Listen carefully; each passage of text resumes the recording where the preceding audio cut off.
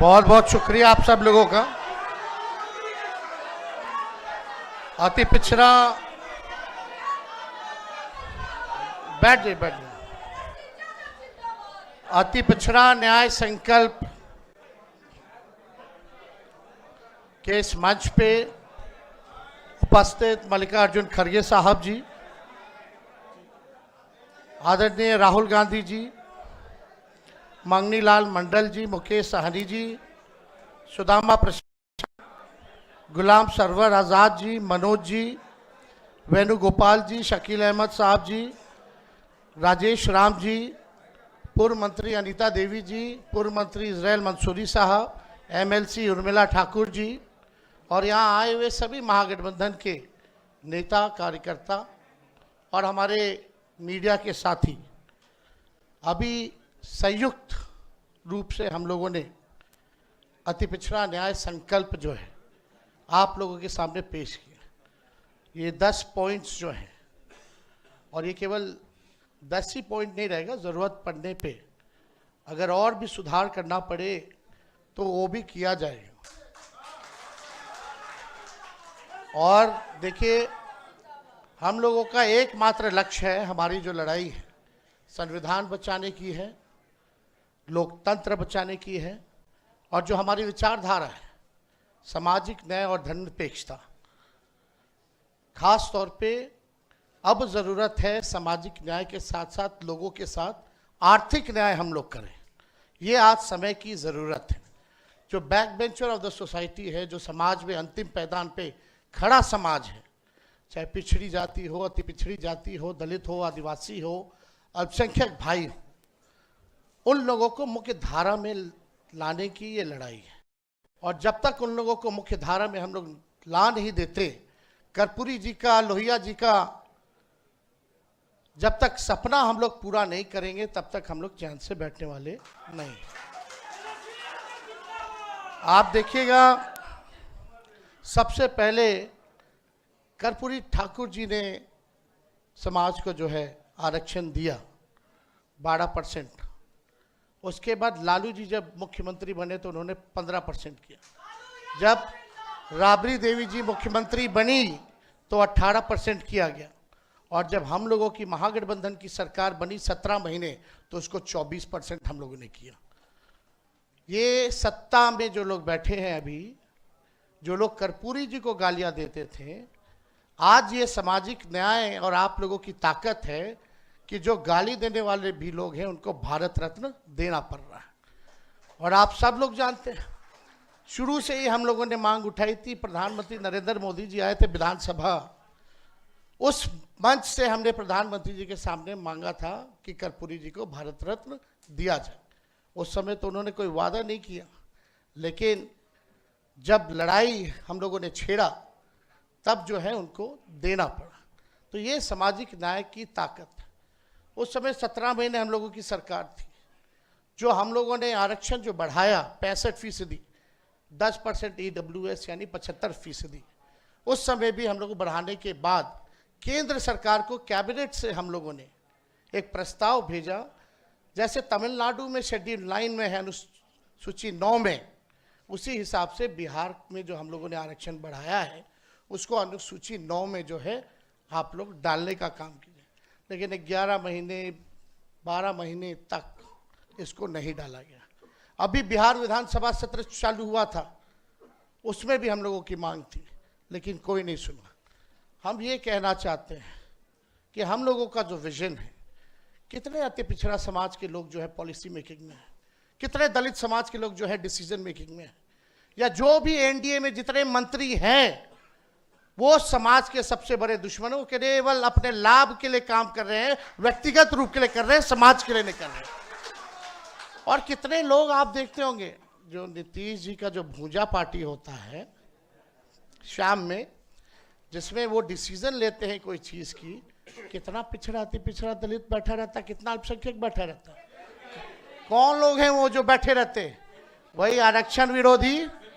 ये आरक्षण विरोधी नहीं, हम तो कहते हैं ये लोग आरक्षण चोर है। भाजपा ये आरक्षण चोर है, चोरी कर रही है आरक्षण। लाखों के तादाद में नौकरियां मिल रही है, नुकसान किसको हो रहा है? क्योंकि जो हम लोगों ने महागठबंधन ने जो आरक्षण बढ़ाया उसका लाभ अभी किसी को नहीं मिल रहा, फेंक दिया गया है कूड़ेदान में। ये लोगों ने खत्म कर दिया, चोरी कर लिया आरक्षण की, भाजपा के लोगों ने। ये लोग जो लोग बैठे हैं ये लोग सब समाज के दुश्मन हैं। हम लोगों ने आज तक अपने विचारधारा से समझौता नहीं किया, ना आगे करेंगे, मजबूती के साथ जो है लड़ाई लड़ने का काम करेंगे। और आप कितना आरक्षण, कितना मंडल कमीशन भी लागू हुआ, केवल 5% जो है इम्प्लीमेंट हुआ, बाकी का क्यों नहीं हुआ? तो हम तो कहेंगे ये 10 सूत्री तो होगा ही होगा। मंडल कमीशन की जितने सिफारिशें हैं सरकार बनने पे उसको भी हम लोग लागू करेंगे, और ज़्यादा कुछ हम नहीं कहेंगे। लेकिन एक बात आप लोग जानते ही, ये सरकार जो है नकलची सरकार है, नकल करने में माहिर है। अपने यहाँ इनके पास कोई विजन नहीं है। अब हो सकता है आज हम लोगों ने अनाउंस किया है तो इसमें से भी नकल कर ले। हम लोगों ने बोला पेंशन की बात, बिजली की बात, महिलाओं की बात, माई बहन मान योजना की बात, कर रहा है कि नहीं कर रहा नकल? तो ये लोग विजन हम लोगों के पास है, वो लोग तो विजनलेस लोग हैं। अब लोग कह रहे हैं भाई 2005 से 25 बहुत हुए नीतीश, अब जो है बिहार को जो आगे लेकर के जाने का काम करे। ठीक, आज बहुत बहुत धन्यवाद आपके सुझाव का। आप सब लोगों को ये हम कहना चाहते हैं कि आज नीतीश जी हाईजैक हो रखे, उनको पता ही नहीं चल रहा क्या है, अचेत अवस्था में। अब बिहार सरकार जो है दो व्यक्ति चला रहे हैं, एक अमित शाह, एक नरेंद्र मोदी। और असली लड़ाई वो अधिकारियों से हम लोगों की है जो भ्रष्ट अधिकारी हैं, जिनका बहुत बड़ा रैकेट है, जो नीतीश कुमार जी के चेहरे को इस्तेमाल कर रहे हैं और बिहार की तिजोरी को खाली करके अपना तिजोरी भरने का काम कर रहे हैं। जो भ्रष्ट अधिकारी हैं, जो आरक्षण विरोधी लोग हैं, जो आरक्षण को चाहते हैं कुछ चंद अधिकारी कि किसी भी कीमत पे बिहार में आरक्षण लागू ना हो, पिछड़ों का, गरीबों का, अल्पसंख्यकों का, अति पिछड़े आदिवासियों का उत्थान ना हो, वो लोगों को हम लोग चिन्हित किए हुए हैं। और सरकार बनेगी तो कार्रवाई होगी, और इसमें बनाया भी गया है कार्यक्रम 10 पॉइंट में से कि अगर अच्छे से कोई इम्प्लीमेंट अगर आरक्षण नहीं करेगा तो उस पर कार्रवाई होगी, उन अधिकारियों पर भी कार्रवाई होगी। तो हम सब लोग जान रहे हैं, हम लोग किसी का विरोध नहीं करते। बिहार में 14 करोड़ आबादी है, 14 करोड़ आबादी सब हम लोगों के लिए बराबर है। हम लोग बस वही चाहते हैं जिनको मान सम्मान नहीं मिल रहा, जो आगे नहीं बढ़ पा रहा, जो व्यक्ति, जो भाई हमारा, उसको हम लोग जो है सम्मान दे और आगे बढ़ाने का काम करें। किसी का विरोध हम लोग नहीं करेंगे और ना करते हैं। हम लोग ऐसा देश चाहते हैं, ऐसा प्रदेश चाहते हैं जहां अमन चैन का वातावरण बने, सबको इक्वल भागीदारी का मौका मिले और सम्मान मिले, और सबके साथ जो है आर्थिक न्याय हो, गरीबी हमारे बिहार से खत्म हो। ये हम लोग जो है चाहते हैं, एक सुनहरा बिहार हम लोग बनाने का काम करना चाहते हैं। आप यूपी में देखिए, जो मंत्री थे उनके ऊपर कितना केस मुकदमा कर दिया, जो अल्पसंख्यक आजम खान साहब के ऊपर जो है इतना केस मुकदमा किया, क्या क्या इंजाम नहीं लगाया गया।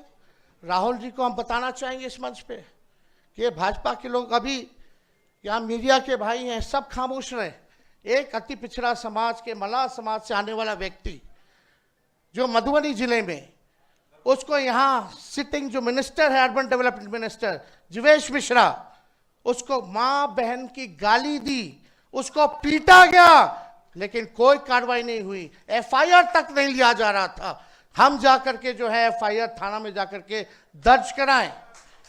हम लोग गए, लड़ाई लड़े।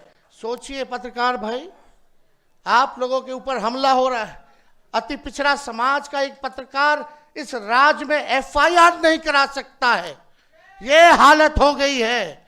और जब हम लोगों ने एफआईआर कराया तो उसी थाने में एक मंत्री जो है हम लोग पे भी मुकदमा करा दिया, 200 रुपए हम लोगों ने ठगी की। अरे हम लोग इनके गीदड़ भपकी से डरने वाले हैं। जब लालू जी नहीं डरे, इनके आका को गिरफ्तार किया आडवाणी जी को बिहार में, तो लालू जी का बेटा डरने वाला है। हम लोग लड़ाई लड़ेंगे, चाहे कितने भी हम पे, राहुल जी पे कितना केस मुकदमा हो रहा है, हम लोगों पे मुकदमा हो रहा है। क्यों? क्योंकि हम लोग पिछड़ों की, दलितों की, आदिवासियों की, अति पिछड़ों की, अल्पसंख्यकों को आवाज दिलाने की बात कर रहे हैं, उनका हक दिलाने के लिए लड़ाई लड़ रहे हैं, इसलिए हम लोगों पर मुकदमा हो रहा है। तो हम लोग चुपचाप बैठेंगे नहीं, जितना जुल्म करना है कीजिए, आपको मुबारक। आप लोग तड़ी पार लोग क्या कर सकता है, इसके अलावा और कोई काम नहीं कर सकता है। खाली तोड़ने की राजनीति कर सकते हो, लेकिन हम लोग जोड़ने की राजनीति कर रहे हैं। आप अन्याय करो, हम लोग न्याय करने का काम करेंगे। इन्हीं चंद शब्दों के साथ आप सब लोगों का दिल से धन्यवाद। बहुत बहुत धन्यवाद।